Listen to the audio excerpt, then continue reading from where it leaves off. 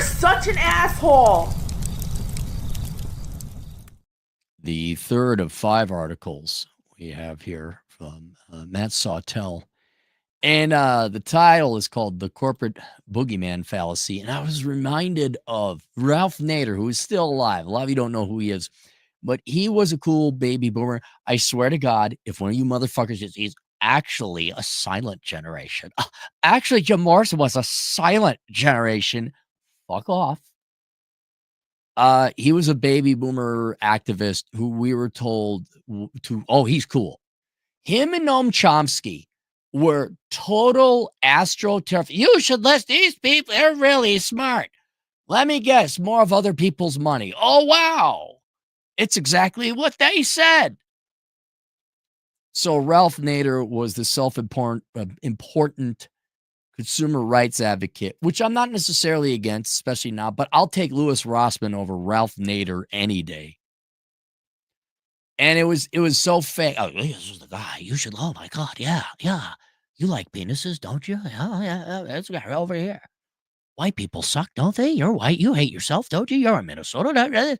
Yeah, him and Noam Chomsky. These are. You should really. This is what the smart people listen. Do you read the New York Times? That's the type of people who are trying to promote these guys. And so I looked him up. He's probably retired. He's 91 years old. So let's read. This is a very, very, very short article. The Corporate Boogeyman Fallacy. There's a scene from the movie Network where the villain, played by Ned Beatty, monologues about how the people and governments have been made to serve the will of the monolithic and monopolizing corporations. It is a taunt and quiet scene as Ned rattles off a list of what then, this movie was released in 1976, was then Titans of the Age. Quote, that is the natural order of things today. That is the atomic and subatomic and galactic structure of things today. And you have meddled with the primal forces of nature, and you will atone. Am I getting through to you, Mr. Beale? You will get up on your little 21-inch screen and howl about America and democracy. There is no America. There is no democracy. There's only IBM and ITT and AT&T and DuPont, Dow, Union Carbide, and Exxon. Those are the nations of the world today. Yet flash forward to 2018, and what is the status of these titans? Much like titans of Greek myths, they have been supplanted by new crops of gods to keep people entertained. AT&T and IBM are mere shells of what they once were. Exxon merged with Mobil.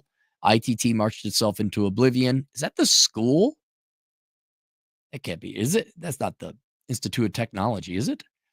And to that list of titans, there is the story of General Electric, who was of the week this article was written, was tossed into the proverbial Olympus that is the Dow Jones Industrial Average. That last one is a bit personal for me, given that they were once a former client, and that I do have to do a bit of stock, and that I do have a bit of stock in my portfolio.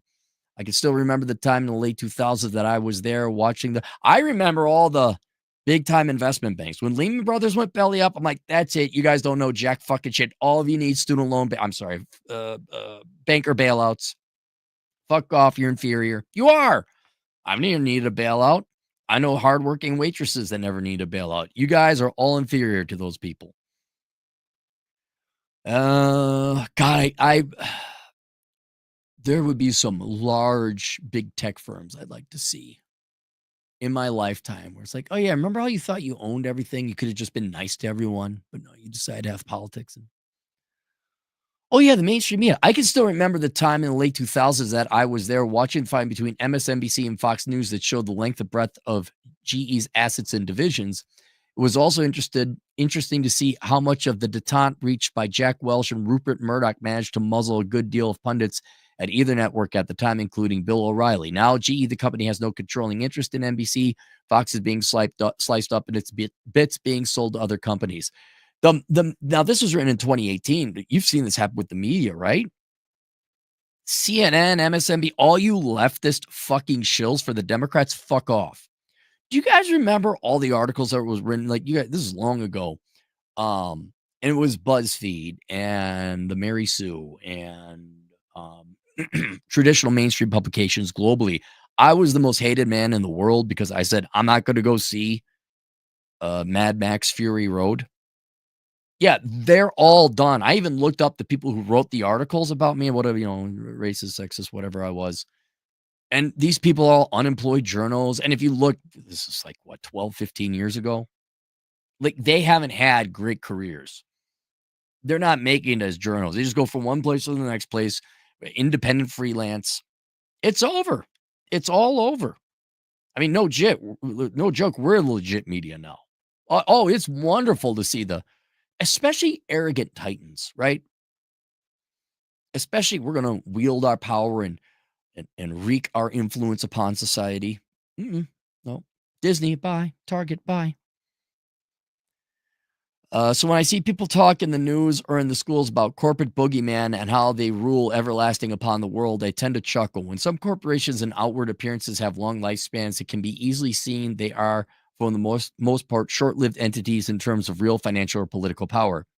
One can only look at the range of empty corporate headquarters or abandoned mansions to see the truth. Nature holds no special place for any man's work anymore than it holds a special for a man himself. No special place than it holds a special for man himself. I would just look at, now this is 2018. So that was probably the peak of corporate real estate, right? Especially based on the articles I see in Minneapolis, the skyscrapers sold in Minneapolis. Hell, St. Paul, they're condemning them. This corporate skyscraper sold for 118 million in 2018, and now it sells for like 12 million. Guy, don't. Problem with debt, by the way, debt magnifies it. It really magnifies everything. It doesn't show you it masks the true wealth. But he's right. Yeah, you guys can believe in all the corporate power and all that, and not necessarily like at this moment in time. Yes, big tech seems to have a little bit more power. That's why they broke up AT&T, Ma Bell. And I do believe in antitrust. I absolutely do. But didn't Google, like, you guys had to sell off Chrome or something? Someone should go and just bust up Microsoft. Oh my God. Yeah, I've been like, yeah, we need one operating system. Leave the guy. Oh no, we're gonna be woke and we're gonna be racist, sexist people now. We're gonna have DEI all the way. Yeah, okay, maybe we should bring you down. Up, time to change. And forget that. Forget that. That's the least of their sins. Right now, where everyone's got to upgrade to Windows 11. Fuck you. I could see some instances. But yes. The corporations, man. Don't buy the product. Go Linux. 2 super chats. Ass bucket, $2. Don't forget Robert Reich as well. What a fraud. Oh, he's such a sad man. I do mean that. What a sad, pathetic man. Where what is he, 82? And he's still tweeting out, tax the rich, down with the rich. Like a jealous little sad, like, dude, aren't you rich? You know they're going to come after your money, right? Daddy and a caddy, $2. Cappy, my girlfriend thinks you're handsome and it's ruining us. Well, I thank you, and that's a you problem, I guess. What do you want me to do about it? I don't even dress. Believe me, I'm sick now. I look like shit. I have not ran into her, so tell her thank you. I'm flattered. Yeah, unless there's like a picture of me up on the ceiling while she's having sex with you, I think you're okay, buddy. I think you're fine. All right, that's it. I'll see you guys later. Toodles.